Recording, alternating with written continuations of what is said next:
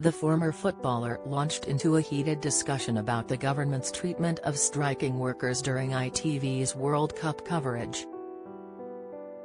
He has since landed himself in hot water with the broadcasters after receiving over 400 Ofcom complaints.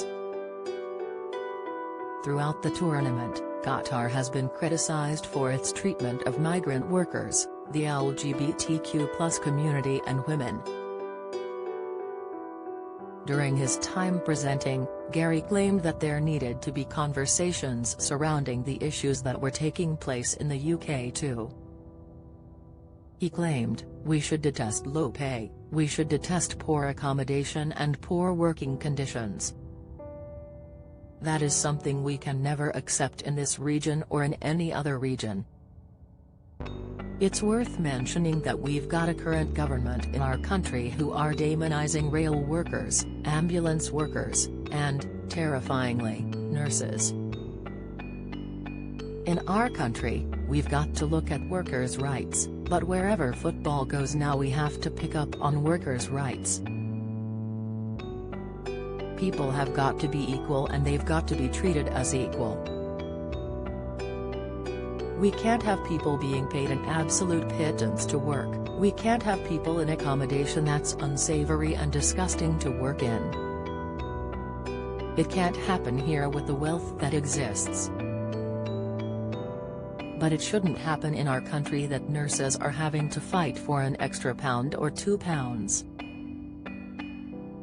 According to the Daily Mail, an Ofcom statement read, "We are assessing this content as a priority and have asked ITV to provide us with details about the broadcast to inform that work."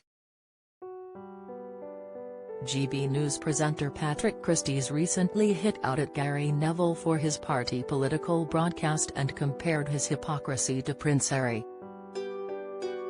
He exclaimed, "Gary Neville was a decent right-back, but he is an absolutely terrible left-winger and frankly comes across as a complete WK.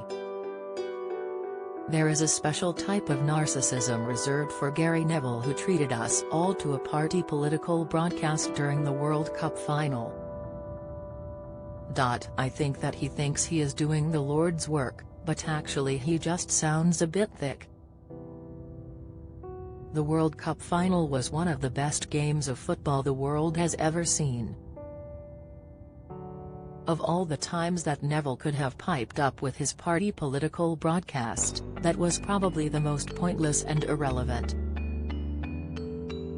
There is a touch of the Prince Harry's about Gary, isn't there? I think he genuinely feels as though he has tapped into a higher echelon of intellect and his duty on this planet is to pass that down. Like Prince Harry, he appears to be totally unaware of his own hypocrisy.